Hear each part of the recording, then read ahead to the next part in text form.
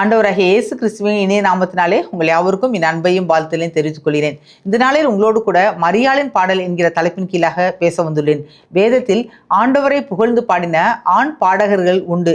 உதாரணமாக மோசே, தாவீது, சாலமோன், ஆசா போன்றவர்கள். இந்த வரிசையில் பெண்களும் ஆண்டவரை புகழ்ந்து பாடினார்கள். அதற்கு உதாரணமாக மிரியாமை எடுத்துக்கொள்வோம். இவர் அடிமைத்தலை வீடாகிய எகிப்திலிருந்து இஸ்ரவேல் ஜனங்கள் புறப்பட்டு வருகையில் இசைக்கருவிகளை இசைத்து ஆண்டவருக்கு துதி பாடல்களை பாடினாள். அதைத் தொடர்ந்து நியாயாதிபதிகள் நாட்களில் தெபோராள் ஆண்டவரை புகழ்ந்து பாடினாள். பின்பு சிறிய சாமுவேலின் தாயாகிய அன்னாள் ஆண்டவரை புகழ்ந்து பாடினாள். இப்பேற்பட்ட பெண் பாடகர்கள் வரிசையில் புதிய ஏற்பாட்டில் முதலாவது ஆண்டவரை புகழ்ந்து பாடின பெண் யார் என்று சொன்னால் ஆண்டவராகிய இயேசு கிறிஸ்துவின் தாயாகிய மரியாள் தான். அவளது பாடலை தான் இன்றைக்கு உங்கள் முன்பாக 4 தலைப்பின் கீழாக வரிசைப்படுத்த இருக்கின்றேன். அதில் முதலாவது மரியாள் துதிக்கிறவளாக காணப்பட்டாள். இதை லூக்கா 1ஆம் அதிகாரம் 46வது வசனத்தில் பார்க்கலாம். அப்பொழுது மரியாள், என் ஆத்துமா கர்த்தரை மகிமைப்படுத்துகிறது என்கிறாள். இந்த இடத்தில் மரியாள் என்னுடைய நாவு அல்லது என்னுடைய வாய் ஆண்டவரை மகிமைப்படுத்துகிறது, அவரை புகழ்கிறது என்று சொல்லாமல் என் ஆத்துமா ஆண்டவரை மகிமைப்படுத்துகிறது என்றால், எந்த ஆத்துமா ஆண்டவரை மகிமைப்படுத்தும் என்று சொன்னால் வாழும் ஆத்துமா தான். அப்படி என்று சொன்னால் செத்த ஆத்துமா இருக்கிறதா என்று சொன்னால் நிச்சயமாக இருக்கிறது. பாவத்தோடு இருக்கக்கூடிய ஆத்துமா, இருளடைந்த ஆத்துமா செத்ததாய் காணப்படுகிறது. வேதம் கூறுகிறது, மரித்தவர்களும் மௌனத்தில் இறங்குகிறவர்களும் தேவனை துதியார்கள் என்று சொல்லி. ஒருவேளை அவர்கள் சரீரத்தில் மரித்தவர்களாக இல்லாமல் இருக்கலாம், ஆனால் அவர்களது ஆத்துமா செத்திருந்தாலும் அவர்களால் ஆண்டவரை துதித்து பாட முடியாது. இங்கே இவளது ஆத்துமா வாழ்ந்தபடினால் தனக்கு வாழ்வு தந்த தேவனை வாழ்த்துகிற ஒரு பெண்மணியாக காணப்பட்டாள். வேதத்தில் தாவீது அரசன் அநேக நேரங்களில் தன் ஆத்துமாவோடு பேசுவதையும் தன் ஆத்துமாவிற்கு கட்டளையிடுவதையும் நாம் கண்டிருக்கிறோம். அதற்கு ஒரு உதாரணம் சங்கீதம் 103:1-2 பார்க்கலாம். என் ஆத்துமாவே கர்த்தரை ஸ்தோத்திரி, என் முழு உள்ளமே அவருடைய பரிசுத்த நாமத்தை ஸ்தோத்திரி என்று கூறிவிட்டு மீண்டுமாக என் ஆத்துமாவே கர்த்தரை ஸ்தோத்திரி, அவர் செய்த சகல உபகாரங்களையும் மறவாது என்று சொல்லி ஆத்துமாவோடு கூட தாவீது பேசுவதை காண்கிறோம். இதிலிருந்து ஆத்துமா வாழும், ஆத்துமாவோடு நாம் உறவாட முடியும், அதன் மூலமாக ஆண்டவரை துதிக்க முடியும் என்பதை நம்மால் அறிந்து கொள்ள முடிகிறது. இப்படி தன்னுடைய ஆத்துமா ஆண்டவரை மகிமைப்படுத்துகிறதாக அவள் கூறுகிறாள். அதை தொடர்ந்து 47ஆம் வசனத்தில் என் ஆவி என் இரட்சகராகிய தேவனில் களி கூறுகிறது என்கிறாள். மனிதனுடைய உடல் ஆவி, ஆத்துமா, சரீரம் இப்படி 3 பாகங்களாக பிரிக்கப்பட்டுள்ளது. இதில் ஆத்துமா இப்பொழுது துதித்தது. இப்பொழுது மரியாள் கூறுகிறாள், என்னுடைய ஆவியும் என் இரட்சகராகிய தேவனில் களி கூறுகிறது என்று கூறுகிறாள். ஆத்துமாவைப் போலவே ஆவியும் வாழக்கூடியதாய் காணப்படுகிறது. ஆவி கர்த்தர் நமக்கு தந்த தீபமாய் காணப்படுகிறது.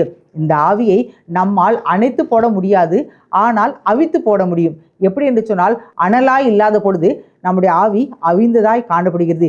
இப்பேற்பட்ட சோர்ந்து போன ஆவியினால், அவிந்து போன ஆவியினால் தேவனை மகிமைப்படுத்த முடியாது. அநேக நேரங்களில் கூட்டங்களில் இந்த பாடலை நடத்துபவர்கள் அதிகமாக மெனக்கெடுவார்கள். கூட்டத்தில் உள்ளவர்கள் ஆண்டவரை துதிக்கும்படி நன்றாக கரங்களை தட்டுங்கள், கையை உயர்த்துங்கள், வாயை விரிவாய் திறவுங்கள் என்று சொல்லி. அதற்கு என்ன காரணம் என்று சொன்னால் அவர்கள் முன்பாக நின்று கொண்டிருப்பவர்களில் அநேகருடைய ஆத்துமா செத்ததாகவும் ஆவி தோய்ந்ததாகவும், அதாவது அனலில்லாமல் இருப்பதால் ஆண்டவரை மகிமைப்படுத்த முடியாத ஒரு சூழ்நிலையில் அவர்கள் காணப்படுகிறார்கள். பவுல் அப்போஸ்தலன் இவ்வாறாக கூறுகிறார், நான் ஆண்டவரை துதிக்கும் பொழுது நான் வெறுமனே அல்ல, நான் ஆவியோடும் பாடுவேன், கருத்தோடும் பாடுவேன் என்கிறார். இந்த 2 காரியங்களையுமே மரியாள் செய்வதை நாம் காணுகிறோம். அதோடு கூட அவர் இவ்வாறாக கூறுகிறார், என் இரட்சகரில் என் ஆவி களி கூறுகிறது என்று சொல்லி. இந்த இடத்தில் இந்த வார்த்தையை அவர் உச்சரித்திருக்க வேண்டிய அவசியமே இல்லை. காரணம், இவரது மடியில் தான் ஆண்டவராகிய இயேசு கிறிஸ்து பிறக்கிறார். எனவே என் குமாரன், என் மகன் என்று அவள் கூறியிருக்கலாம். ஆனால் அப்படி கூறாமல், எனது வயிற்றில் இந்த இயேசு பிறந்தாலும் எனக்கும் இரட்சகர் அவர்தான் என்பதை இந்த உலகுக்கு சொல்லும் முகாந்திரமாக என் இரட்சகரில் களி கூறுகிறது என்று கூறுகிறார். இதிலிருந்து மரியாள் சரீரத்தில் மாத்திரமல்ல, அவள் ஆத்துமாவிலும் ஆவியிலும் ஆண்டவரை துதிக்கிற ஒரு பெண்மணியாக அவள் காணப்பட்டாள். இரண்டாவதாக மரியாளின் பாடலில் அவள் தாழ்மை உடையவளாக காணப்பட்டாள். தாழ்மை என்றவுடன் நாம் எல்லோருமே சொல்லுவோம், ஆமாங்க, அந்த பெண்மணி தாழ்ந்த நிலையில் உள்ள பெண்மணி தான். ஏனென்று சொன்னால் அவள் ஒன்றும் எகிப்து தேசத்து கிளியோபட்ரா அல்ல, அல்லது பார்வோனின் குமார்த்தியும் அல்ல. அவர்களது குடும்ப பின்னணி ஒன்றும் பேர் சொல்லும்படியா இல்லை. எனவே அவள் தாழ்ந்த குலத்தில் பிறந்தவள் தான். இவையெல்லாம் விடுத்து அவளுக்கு புருஷனாக நியமிக்கப்பட்டிருந்த யோசேப்பு அவன் தச்சு தொழில் புரிபவன். நாம் எல்லோருக்குமே தெரியும் தச்சு வேலை செய்பவர்களுடைய சமூக அந்தஸ்தும் வருமானமும். எனவே இவள் தாழ்ந்த நிலையில் உள்ளவள் தான். இவையும் கடந்து ஆண்டவராகிய இயேசு கிறிஸ்து பிறந்து விட்டார். இப்பொழுது அவரை தூக்கி கொண்டு மரியாளும் யோசேப்பும் தேவனுடைய ஆலயத்துக்கு செல்கிறார்கள். அப்பொழுது அவர்கள் இயேசுக்கு பலி செலுத்தும்படி ஆடு மாடுகளையே கொண்டு செல்லாமல் காட்டுப்புறாவை தான் கொண்டு செல்கிறார்கள். அப்படி என்று சொன்னால் அந்த பலியின் அளவை வைத்து அவர்களுடைய வருமானத்தை நம்மால் அறிந்து கொள்ள முடிகிறது. எனவே மரியாள் தாழ்ந்த நிலையில் உள்ளவள் தான் என்பதை எங்களால் அறிந்து கொள்ள முடியும் என்று சொல்லி யாராவது கூறுவீர்கள் என்று சொன்னால், நிச்சயமாக நீங்கள் சொல்லும் அனைத்தும் உண்மைதான். ஆனால் நான் இந்த தாழ்மை கூறவில்லை, அதாவது சமூக அந்தஸ்தை நான் கூறவில்லை. அவளது ஆவியில் எளிமையான தாழ்மையை உங்கள் முன்பாக நான் சொல்லிக் கொண்டிருக்கிறேன். அவள் ஆவியில் எளிமையுடைய ஒரு பெண்மணியாக காணப்பட்டாள். நம் எல்லோருக்கும் பிடித்தமான ஒரு வேத பகுதி என்னவென்று சொன்னால் மலை பிரசங்கம். இந்த மலை பிரசங்கத்தில் ஆண்டவராக இயேசு கிறிஸ்து இவ்வாறாக கூறுகிறார். மத்தேயு 5:3 ஆவியில் எளிமையுள்ளவர்கள் பாக்கியவான்கள், பரலோக ராஜ்யம் அவர்களுடையது என்று சொல்லி, பரலோக ராஜ்யத்திற்கு செல்ல வேண்டும் என்று சொன்னால், அதாவது பரலோக ராஜ்யத்தின் பங்காளர்களாய் நாம் மாற வேண்டும் என்று சொன்னால், நம்முடைய ஆவியில் நாம் தாழ்மையாக எளிமையாக இருக்க வேண்டும் என்று சொல்லி ஆண்டவராக இயேசு கிறிஸ்து தம்முடைய மலை பிரசங்கத்தில் கூறியிருப்பதிலிருந்து இந்த தாழ்மை என்பது எவ்வளவு முக்கியமானது என்பதை நம்மால் அறிந்து கொள்ள முடிகிறது. இப்பேற்பட்ட ஆவியில் எளிமையான தாழ்மை உடையவளாக மரியாள் காணப்பட்டார். இந்த ஆவியில் தாழ்மை என்பதை இங்கே மரியாள் தன் வாயின் மொழியாகவே தன்னுடைய தாழ்மையை வெளிப்படுத்தினாள். இதை லூக்கா 1:48 பார்க்கலாம். அவர் தம்முடைய அடிமையின் தாழ்மையை நோக்கி பார்த்தார் என்று சொல்லி, இங்கே அவள் தன்னுடைய தாழ்மையான நிலைமையை அவள் எண்ணி இந்த தாழ்மையை தேவன் நோக்கி பார்த்தார் என்று சொல்லி கூறுகிறார். அதோடு கூட அவள் இந்த தாழ்மைக்கு எதை அவள் ஒப்புமையாக கூறுகிறாள் என்று சொன்னால், அடிமைக்கு இணையாக கூறுகிறாள். நம் எல்லோருக்குமே தெரியும், இந்த உலகத்தில் அநேக உறவுகள் உண்டு என்று சொல்லி. உதாரணமாக பெற்றோர் பிள்ளை உறவு இருக்கும். இதில் சில நேரங்களில் நாம் பிள்ளைகளை ஏதாவது ஒரு வேலை செய்ய சொல்வோம். அந்த பிள்ளைகள் சில நேரம் செய்வார்கள், பல நேரம் மறுத்து விடுவார்கள். இந்த செயலை செய்யாததால் அந்த பிள்ளையை கொண்டு விட மாட்டார்கள், அல்லது வீட்டை விட்டு துரத்தி விட மாட்டார்கள். அடுத்ததாக முதலாளிக்கும் வேலைக்காரருக்குமான உறவு உண்டு. இதில் வேலைக்காரருக்கு அந்த முதலாளியிடம் வேலை செய்ய விருப்பமானால் செய்வார், இல்லை என்று சொன்னால் அவர் அந்த வேலையை உதறிவிட்டு இன்னொரு வேலையை தேடி சென்று விடுவார். இதிலும் பெரிதாக பிரச்சனை ஒன்று வருவதில்லை. ஆனால் அடிமை நிலை அப்படி அல்ல. இந்த அடிமைக்கு பேசுவதற்கோ அல்லது தன்னுடைய காரியங்களை அவர் எடுத்துரைப்பதற்கோ எந்த ஒரு உரிமையும் கொடுக்கப்படாது, அது மறுக்கப்பட்டிருக்கும். காரணம், அவன் பெயர் அடிமை. இந்த அடிமை இந்த எஜமானனால் விலை கொடுத்து வாங்கப்பட்டு இருக்கிறபடினால் அவருக்கென்று சுயமான விருப்போ வெறுப்போ இருக்காது. எஜமானின் விருப்பத்தையே தன் விருப்பமாக ஏற்று செயல்படுபவராக காணப்படுபவர் தான் இந்த அடிமை. இந்த அடிமைக்கு இணையாக மரியாள் தன்னை தாழ்த்தினாள். அவள் இவ்வாறாக தன்னை தாழ்த்தியிருக்க வேண்டிய அவசியம் இல்லை. ஆனால் இந்த ஆண்டவருக்கு முன்பாக நான் அடிமை போல் என்னை தாழ்த்துகிறேன் என்று சொல்லி அவள் தன் வாயின் மூலமாக கூறுவதிலிருந்து அவள் தாழ்மை உடையவள், அதாவது ஆவியில் எளிமை உடையவள் என்பதை நம்மால் அறிந்து கொள்ள முடிகிறது. எனவேதான் மரியாள் காபிரியேல் தூதன் இயேசுவின் பிறப்பை குறித்து அவரிடத்தில் சொல்லும் பொழுது வேறொன்றும் பேசாமல் உம்முடைய வார்த்தையின்படியே எனக்கு ஆக கடவுது என்றாள். பொதுவாகவே தாழ்மையும் கிருபையும் ஒட்டி பிறந்த இரட்டை குழந்தைகள். இங்கே மரியாள் ஆவியில் தாழ்மையுடையவளாய் இருந்தபடினால் அவள் கிருபை பெற்றவளாக இருந்தாள். என்ன கிருபை? ஆண்டவராக இயேசு கிறிஸ்துவை பெற்றெடுக்கும் கிருபை பெற்றவளாக அவள் இருந்தாள். முதலாவதாக காபிரியேல் தூதன் அவளை சந்திக்கும் பொழுதே இவ்வாறாகத்தான் கூறுகிறார். லூக்கா 1:28 அவள் இருந்த வீட்டில் தேவதூதன் பிரவேசித்து, கிருபை பெற்றவளே வாழ்க, கர்த்தர் உன்னுடனே இருக்கிறார், ஸ்திரீகளுக்குள்ளே நீ ஆசீர்வதிக்கப்பட்டவள் என்றாள். இந்த வார்த்தையின் மூலமாக அவளுடைய தாழ்மையான அந்த வாழ்வின் நிமித்தமாக அவள் பெரிதான ஒரு கிருபை பெற்றுக்கொண்டாள். என்ன கிருபை? ஆண்டவராகிய இயேசு கிறிஸ்துவை பெற்றெடுக்கும் கிருபை. பெருமையுள்ளவர்களுக்கு எதிர்த்திருக்கும் அதே ஆண்டவர் தாழ்மையுள்ளவர்களுக்கு கிருபை அளிக்கிறார் என்பதை இந்த மரியாளின் வாழ்விலிருந்து நம்மால் அறிந்து கொள்ள முடிகிறது. மூன்றாவதாக, மரியாள் மகத்துவமான காரியங்களை எண்ணி பார்க்கும் ஒரு பெண்மணியாக காணப்பட்டாள். எதை மகத்துவமான காரியமாய் மரியாள் எண்ணினாள் என்று சொன்னால், ஆண்டவராகிய இயேசு கிறிஸ்துவை பெற்றெடுக்கும் பேறு பெற்றதை மகத்துவமான காரியமாய் எண்ணினாள். காரணம், இவள் ஒன்றும் பட்டணத்து பெண் அல்ல. ஏன் பட்டணத்து பெண் அல்ல என்று நான் சொல்கிறேன் என்று சொன்னால், மரியாள் கலிலேயா நாட்டில் உள்ள நாசரேத் என்னும் ஒரு சிறிய கிராமத்தில் வாழக்கூடிய பெண்மணி. இந்த பெண் தான் இயேசுவை பெற்றெடுக்கப் போகிறாள். எனவே அதை பெரும் பேராக எண்ணினாள். ஒருவேளை இவள் ஒரு நகரத்து பெண்மணியாகவோ பட்டணவாசியாக இருந்தால் கூட அதை ஒரு சிறப்பாக எண்ணலாம். காரணம், எலிசபெத்தும் சகரியாவும் மலைநாட்டில் வசித்தார்கள் என்று சொல்லி வேதம் கூறுகிறது. அதை நாம் பார்ப்போம். லூக்கா 1:39 அந்நாட்களில் மரியாள் எழுந்து மலைநாட்டிலே யூதியாவில் உள்ள ஒரு பட்டணத்திற்கு தீவிரமாய் போய் என்கிறாள். இவள் தீவிரமாய் எங்கே போனாள் என்று சொன்னால், சகரியா எலிசபெத்து வீட்டிற்கு தான் போனாள். அதாவது காபிரியேல் தூதன் இவளுக்கு இயேசு பிறப்பின் செய்தியை சொல்லும் பொழுது இவளுடைய விசுவாசத்தை இன்னும் பலப்படுத்தும் வண்ணமாக ஒரு நிகழ்வை கூறுகிறார். அது என்ன நிகழ்வுன்னு சொன்னால், உனது நெருங்கிய உறவினரான சகரியாவுக்கும் எலிசபெத்துக்கும் வயது முதிர்ந்த காலத்தில் ஒரு அற்புதம் நடந்திருக்கிறது. என்ன அற்புதம் என்று சொன்னால், அவள் இப்பொழுது கர்ப்பவதியாய் இருக்கிறாள் என்று சொல்லி, எனவே அவர்களை சந்திக்க இவள் புறப்பட்டு சொல்கிறார். அப்பொழுதுதான் அவர்கள் வாழ்விடத்தை பற்றி வேதம் கூறுகிறது. அவர்கள் மலை நாட்டிலே ஒரு பட்டணத்தில் வாழ்ந்தாள்னு சொல்லி. ஆனால் மரியாள் இப்பேற்பட்ட பட்டணத்தில் வாழவில்லை. அவள் கலிலேயா பகுதியில் உள்ள நாசரேத் என்னும் ஒரு சிறிய ஊரில் வசிக்கும் ஒரு கிராமத்து பெண்மணியாக காணப்பட்டாள். இந்த பெண்மணியை தான் ஆண்டவராய் தேவன் தன் பிள்ளையை பெற்றெடுக்கும் ஒரு கருவியாய் தெரிந்து கொண்டார். எனவே ஆண்டவரை பெற்றெடுக்கும் பேறு பெற்றதை அவள் மகத்துவமான காரியமாய் முதலாவதாக எண்ணினாள். இரண்டாவதாக, தேவன் தன்னை தெரிந்து கொண்டதற்காக அவள் நன்றி செலுத்தும் ஒரு பெண்மணியாக காணப்பட்டாள். காரணம், அண்ட சராசரங்களை உருவாக்கின ஆண்டவர் உன்னத தேவன் இந்த உலகத்திற்கு தன்னுடைய திருக்குமாரனாக இயேசு கிறிஸ்துவை அனுப்ப வேண்டும் என்று சொல்லி அவர் சிந்திக்க துவங்கிய உடனே அடுத்ததாக அவர் எதை எண்ணியிருப்பார் என்று சொன்னால், இந்த குழந்தையை, தன் செல்ல குமாரனை, ஒரே பேரான குமாரனாக இயேசு கிறிஸ்துவை அழகாய் பெற்றெடுக்கும், அன்பாய் வளர்த்தெடுக்கும் ஒரு பெண்மணி வேண்டும் என்று சொல்லி அவரது கண்கள் பரலோகத்திலிருந்து நோக்கி கொண்டிருக்கும்.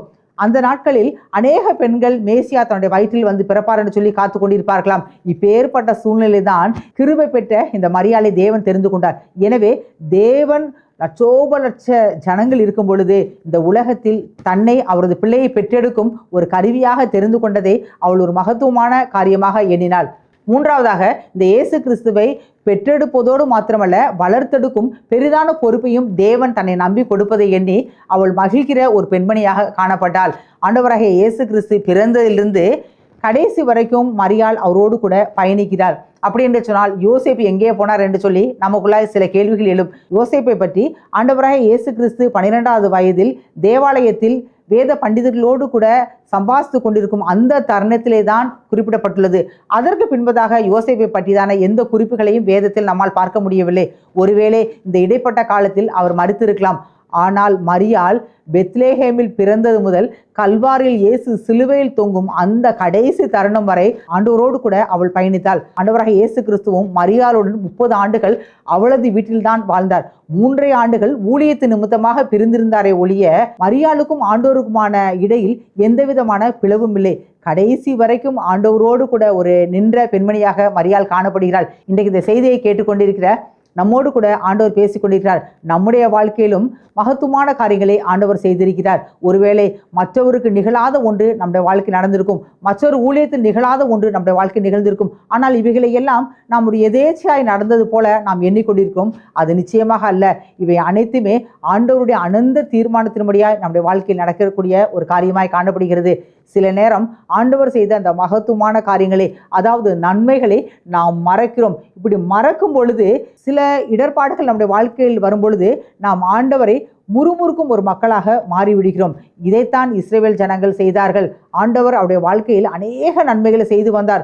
ஒவ்வொரு நாளும் அவர்களை வழிநடத்தி வந்தார். வானத்தின் மன்னாவினால் அவர்களை போஷித்தார். கண்மலையின் தேனினால் அவர்களை திருப்தியாக்கினார். கண்மலையிலிருந்து தண்ணீர் புறப்பட்டு அவர்களது தாகத்தை தீர்த்தது. அதே நேரத்தில் அவர்களுக்கு சில குறைபாடுகளும் இந்த வனாந்தரத்தில் வந்தது. அப்பொழுது அவர்கள் ஆண்டவர் செய்த மகத்துவமான காரியங்களை மறந்துவிட்டு முறுமுறுக்க துவங்கினார்கள். இதைத்தான் இன்றைக்கு நாமும் செய்து கொண்டிருக்கிறோம். நம்முடைய வாழ்க்கையில் தேவன் அநேக நன்மைகளை செய்கிறார், அவைகளை மறந்து விடுகிறோம். ஆனால் நம்முடைய வாழ்க்கையில் சில துன்பங்களோ, பாடுகளோ, கஷ்டங்களோ, கண்ணீர் வரும்பொழுது ஆண்டவரை முறுமுறுக்க துவங்கி விடுகிறோம். 2 காரியம் ஒரு மனிதனுடைய வாழ்வில் நடக்கும். ஒன்று, நாம் ஆண்டவரை துதிப்போம், இல்லாவிட்டால் முறுமுறுப்போம். இன்றைக்கு நாம் எந்த அணியில் இருக்கிறோம் என்று சற்று யோசித்து பார்ப்போம். 4வதாக, மரியாள் வார்த்தையால் நிரப்பப்பட்டவளாக காணப்பட்டாள். எந்த வார்த்தையால் நிரப்பப்பட்டால்? மனிதர்களுடைய வார்த்தைகளா, அரசியல்வாதிகளுடைய வார்த்தைகளா, அல்லது ஆன்மீகவாதிகளின் வார்த்தைகளால்? இல்லை, ஆண்டவரின் வார்த்தைகளால் நிரப்பப்பட்ட ஒரு பெண்மணியாய் காணப்பட்டாள். எனவேதான் அவள் ஆண்டவரை துதித்து பாடின அந்த பாடல்களில் மேலோட்டமாக அல்ல, இலைமறை காயாக அல்ல, அந்த பாடல் முழுவதுமே ஆண்டவர் வார்த்தைகளால் நிறைந்த காணப்பட்டது. அதற்கு என்ன காரணம்? அவள் ஆண்டோடைய வார்த்தையால் நிரம்பி இருந்தாள். ஏற்கனவே சொல்லுவோம் அல்லவா, சட்டியில் இருந்தால்தான் அகப்பில் வரும் என்று சொல்லி. அவளது இதயமாகிய அந்த பொக்கிஷ சாலையில் ஆண்டோடைய வார்த்தைகள் இருந்தபடினால் அவள் ஆண்டவரை துதிக்கும் பொழுது அதை வார்த்தை வடிவங்களாக வெளியே வந்ததை நம்மால் காண முடிகிறது. இதை பார்க்கும் பொழுது நம் எல்லோருக்குமே ஒரு கேள்வி எழும். ஒருவேளை இன்றைக்கு நம்மிடத்தில் இருப்பது போல் வேதாகமம் ஒன்று அவளது கரத்தில் இருந்ததா, அதை இந்நேரம் படித்து கொண்டே இருப்பாளா என்று சொல்லி நாம் கேட்போம் என்று சொன்னால், நம்முடைய வசதிகள் எதுவும் அந்நாட்கள் இல்லை. இன்னும் சொல்லப்போனால் தனியாக வேதாகமம் என்று ஒன்று அன்றைக்கு இல்லவே இல்லை. அப்படி என்று சொன்னால் எப்படி இந்த ஆண்டோடைய வார்த்தையை அவள் கற்றுக்கொண்டாள் என்று சொன்னால், அவர் வழி வழியாக கற்றுக்கொண்டாள். அவளது பெற்றோர்களும் பெரியோர்களும் அதை அவளுக்கு போதித்து வந்தார்கள். இதைத்தான் தேவன் தம்முடைய பிள்ளைகளுக்கு கட்டளையாக கொடுத்தார். நீ என்னுடைய கட்டளைகளை, குறிப்பாக ஆபிரகாமுக்கு உன் சந்ததிகளுக்கு கடத்தி என்று சொல்லி, அதை வழி வழியாக ஆவிக்குரிய பெற்றோர்கள் கடத்தி வந்தபடினால் மரியாள் இப்பேற்பட்ட வார்த்தைகளில் நிறைந்தவளாக காணப்பட்டாள். அதை விடுத்து அவள் கிரமமாக தேவாலயத்துக்கு செல்லும் ஒரு பெண்மணியாக காணப்பட்டிருக்க வேண்டும்.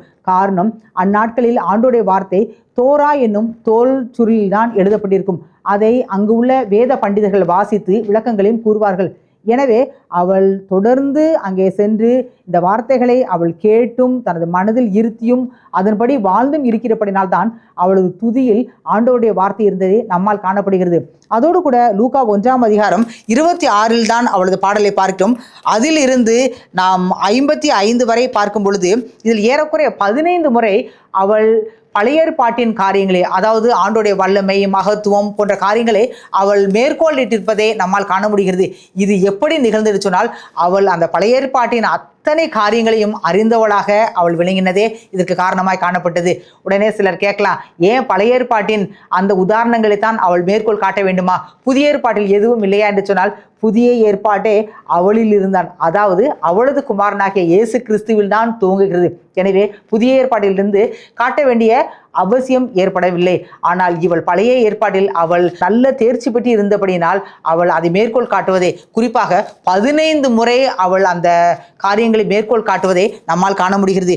மரியாள் தன்னுடைய சொந்த வார்த்தைகளை அங்கே பிரயோகம் பண்ணாமல் ஆண்டோடைய வார்த்தைகளை மாத்திரம் முன்னிறுத்தி கடைசியாக அவள் ஆபிரகாமையும் அவருடைய சந்ததிகளையும் குறித்து சொல்லி முடிப்பதை இங்கே காணுகிறோம். இதிலிருந்து அவள் வார்த்தையில் அவள் தேறினவளாக, வார்த்தை உடையவளாக காணப்பட்டாள் என்பதை நம்மால் அறிந்து கொள்ள முடிகிறது.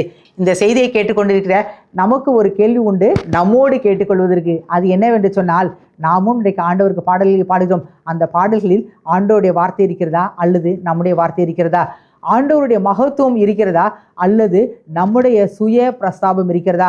அந்த ராகம் தேவனுக்கு ஏற்றதா இருக்கிறதா அல்லது சினிமா பாணியை ஒத்திருக்கிறதா என்று சொல்லி நாம் நம்மை நாமே கேட்டுக்கொள்ளக்கூடிய ஒரு காலத்தின் கட்டாயத்தில் இருக்கிறோம். 35-40 ஆண்டுகளுக்கு முன்பெல்லாம் பாடல்களை பாடுவோம் என்று சொன்னால் அதில் ஆண்டோடைய வார்த்தை இருக்கும். ஒவ்வொரு பாடலிலுமே கர்த்தருடைய காருண்யம் இருக்கும், அவரது இரக்கம் இருக்கும், அவரது மன உருக்கம் இருக்கும், அவரது அன்பு இருக்கும்.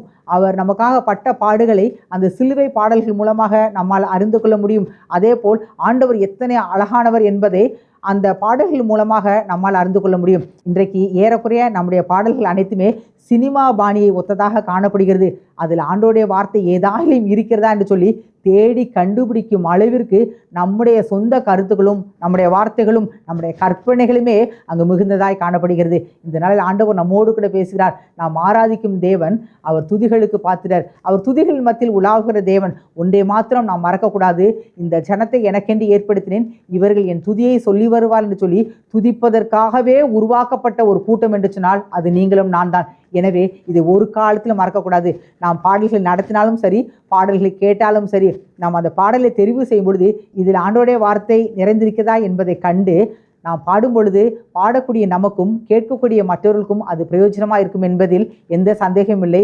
இவை எல்லாவற்றுக்கும் மேலாக தேவனுடைய நாமம் மகிமைப்படும் என்பதே நிச்சயமான காரியமாய் காணப்படுகிறது. இந்த நாளில் மரியாளின் பாடல் என்கிற தலைப்பின் கீழாக 4 காரியங்களை உங்கள் முன்பாக பேசிக் கொண்டிருக்கிறேன். முதலாவதாக, அவள் துதிக்கிறவளாக காணப்பட்டால் நாம் துதிக்கிறோமா என்று சொல்லி நம்ம ஆராய்ந்து பார்ப்போம். இரண்டாவதாக, அவள் தாழ்மையுடைய பெண்மணியாய் காணப்பட்டால் நம்முடைய வாழ்க்கையில் தாழ்மை எல்லா சூழ்நிலைகளில் இருக்கிறதா என்று சொல்லி ஆராய்ந்து பார்ப்போம். மூன்றாவதாக, அவள் ஆண்டவர் தன்னுடைய வாழ்க்கையில் செய்த மகத்துவமான காரியங்களை எண்ணி பார்ப்பவளாக காணப்பட்டால் நம்முடைய வாழ்க்கையும் திரும்பி பார்ப்போம். தேவன் அநேக நன்மைகளை செய்திருக்கிறார், அதை எண்ணி ஆண்டவரை துதிப்போம். நான்காவதாக, அவள் வார்த்தையில் நிறைந்தவளாக காணப்பட்டால் நாமும் ஆண்டோடைய வார்த்தையில் நிறைந்திருப்போம். அப்படி இருக்கும் என்று சொன்னால் நம்முடைய கரங்களில் கொடுக்கப்பட்ட அந்த வேதத்தை நாம் கிரமமாக வாசிப்போம், மனனம் செய்வோம், அதை மனதில் இருத்திக்கொள்வோம், அதன்படி வாழ்வோம். அப்பொழுது மரியாளை ஆசீர்வதித்த அதே ஆண்டவர் நம்மை ஆசீர்வதித்து நம்மை வழிநடத்த வளமுடன் தேவனாக காணப்படுகிறார். கர்த்தர் தாமே இந்த வார்த்தைகளை நமக்கு ஆசீர்வாதமாக மாற்றி தருவாராக. ஆமேன்.